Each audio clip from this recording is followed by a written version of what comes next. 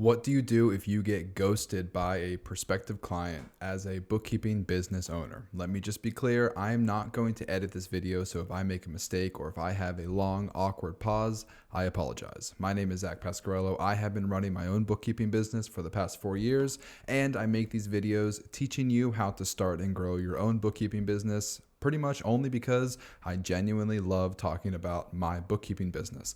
Let's get started. Getting ghosted is a term that refers to when someone abruptly ends communication with another person without warning or explanation. I am making this video because I have a weekly meeting every Monday with a bunch of other bookkeeping business owners, and we meet 3 p.m. Eastern Standard Time, and it is an accountability group and a support group. We all hold each other accountable. We all talk about what's going on in our own bookkeeping businesses. It's not just me lecturing for an hour like I do in these YouTube videos. Everybody gets a chance to share their own story and ask their own questions. It's an awesome group. If you want to join the group, the link is in the description below of this video. Go ahead and join the group. We meet every Monday at 3 p.m. Okay, let's talk about it. What happens when you get ghosted by a prospective client? First of all, I need to clarify the difference between a cold lead and a warm lead. A cold lead would be somebody who you friend request on Facebook, you figure out they're a business owner, and then you message them. They did not reach out to you first. A warm lead, from what I understand, keep in mind, I'm not a sales expert or a marketing guru, but from what I understand, a warm lead would be the opposite, somebody who reaches out to you. Everything I'm talking about is based on warm leads. If we have a cold lead, I don't follow up with that person a bunch of times because I think that's really annoying. So I'm only talking about warm leads, somebody who reaches out to us first. Why might this happen? First of all, business owners are really busy. They're unorganized. And if they don't already have a bookkeeper as a business owner, they're probably not very organized with their office administrative tasks or their finances. They're probably too stressed out to deal with their finances. Honestly, finances really stress out a lot of people, not just business owners. It's really, really stressful. That's why we are in business. We are in business to reduce the stress of business owners. And oftentimes, if they don't already have a bookkeeper and they've been in business, especially if they're reaching out to you for a big catch-up or a big cleanup project, they're probably really unorganized. So they honestly might have just forgot about reaching back out to you. Or they're maybe pick somebody else and they don't feel like telling you. That does happen. Unfortunately, I'm sure you've been in a very similar situation where you reached out to a couple companies for quotes, you end up going with somebody else and you just don't feel like telling the other 2 or 3 people who gave you a quote, sorry, I'm not going with you. It's kind of awkward to have that conversation. So they might just be too stressed out and forgot about you, or maybe they actually chose somebody else. Side note, if they do tell you that they picked somebody else, this is a perfect opportunity. Ask them why. You literally have nothing else to lose, and you could send them an email. I usually do it immediately. As soon as somebody emails me and says, hey, Zach, thanks for the quote. We decided to go with somebody else.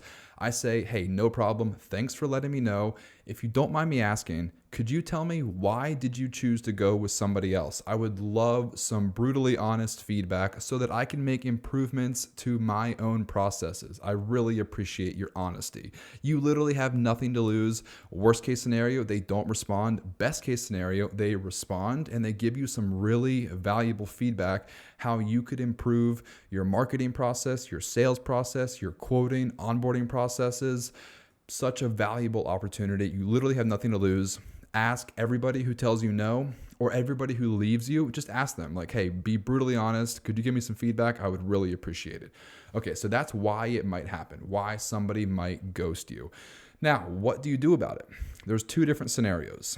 First scenario, if you have not sent them a quote yet, so maybe they just call you and say, hey, I'm looking for some bookkeeping, or maybe they send you a message on Facebook or an email, or maybe you have an online form where they filled out like a free quote today questionnaire, getting some more information. Maybe they filled out a form on your website. So if you have not sent them a quote yet, that means you probably did not get their bank statements, you did not get invited to their QuickBooks. All I do is I add them to my tracker. As soon as As soon as they reach out to me, I immediately add them to my Microsoft Excel spreadsheet tracker. If you guys already know, I don't have fancy spreadsheets and I do have spreadsheets, but I don't have fancy software. I don't have really intricate formulas and details on my spreadsheets. I try to keep everything pretty simple. I don't have a CRM. If somebody reaches out to me, I have a Microsoft Excel spreadsheet where I record their name, their email address, their phone number, the date that they reached out to me, and some brief notes. Like if they sent me a Facebook message, I'll add in the notes Facebook message. If they gave me a phone call, I'll add in the note they called me, or if they texted me or they sent me an email. Or if I sent them a quote, I'll add in the notes, this person just sent them a $500 per month quote. Add some notes, add them to my tracker, and then what to do about it? I will follow up with them every single month if we have not sent them a quote yet. So I will just follow up with them every month. So if you reach out to me on August 6th, I'll add you to my tracker. And then if I don't hear back from you, then I will follow up on September 6th or somewhere around the first week of September. And I will follow up with you every single month until you tell me one of two things. Yes, I'm ready to pay you. No, I don't want to hire you. It's as simple as that. I will just continue to follow up, and it's a really simple email. Hey, are you still interested in bookkeeping? If not, no worries, let me know and I will remove you from my list. But I'm going to send you an email every month because you reached out to me first. Now, if I reach out to you first, I'm not going to follow up every month. But if you reach out to me first, I will continue to follow up until you tell me yes or no. Now, the other situation is that I did send them a quote. So the first situation, I did not send them a quote. The second situation I'm about to talk about, I did send the business owner a quote. So we made it through the sales consultation. I got the necessary documents to give them a quote, and I sent them a quote. I will call them 48 hours after I send them the quote if they don't respond. I think this is a very good opportunity for you to follow up very quickly and to try to encourage them to accept your quote and sign your client agreement. So I send you the quote. I'll follow up 48 hours with a phone call. If you don't answer the phone call, maybe I'll leave a voicemail. If not, I'll definitely send you an email. And then if 7 days go by, I'll send you another email. So I'm following up 2 times after I send you the bookkeeping quote. If I don't hear back from you either of those times, I will add you to my tracker and I'll follow up with you every single month. Pretty simple. Okay, point number 3, how to protect yourself. Because this is emotional. Like, let's be honest, especially if you don't have any clients, you are probably maybe kind of desperate to get a client. I don't want to call you desperate, but I know I was. Let me just say that. I was desperate.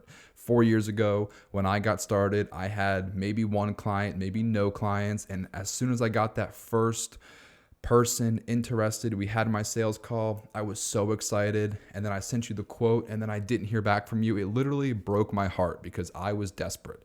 So let me just give you some advice. This happens all the time, especially with me and other bookkeepers who I talk to who have grown their bookkeeping business. I have multiple sales consultations, sometimes multiple in a week, sometimes multiple in a day, definitely multiple sales consultations per month.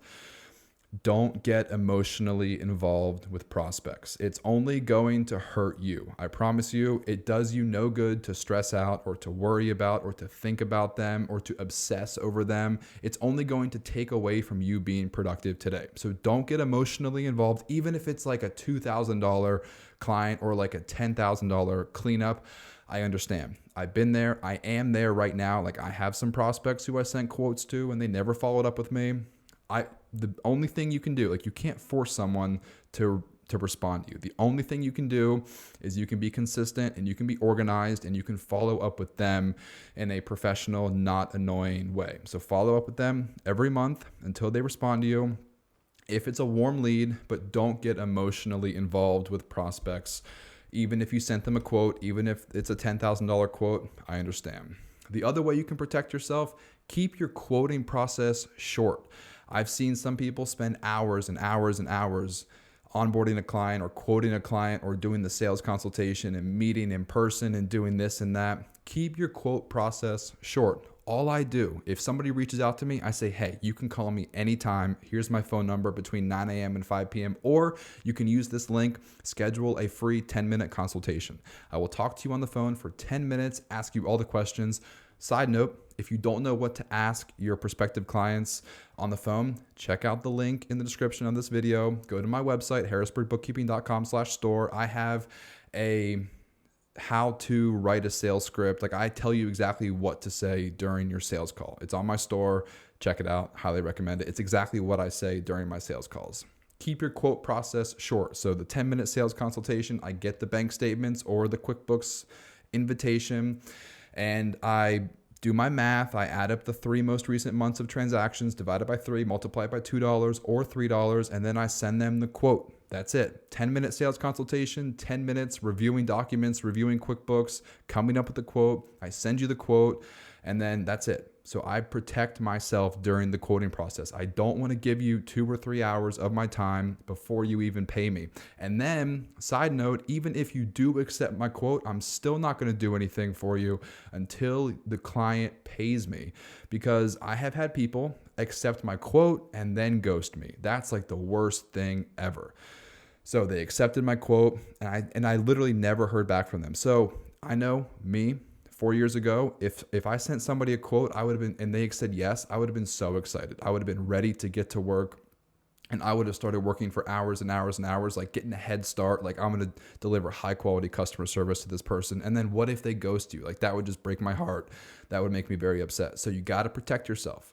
If they have not paid you, try to do as little work as possible other than doing the sales consultation and giving them the quote.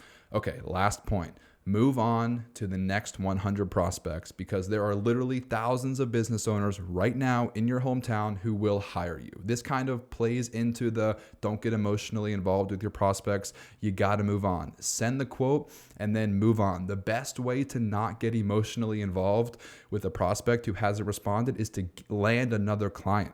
Like, that is the ultimate revenge for everybody who ever ghosted you.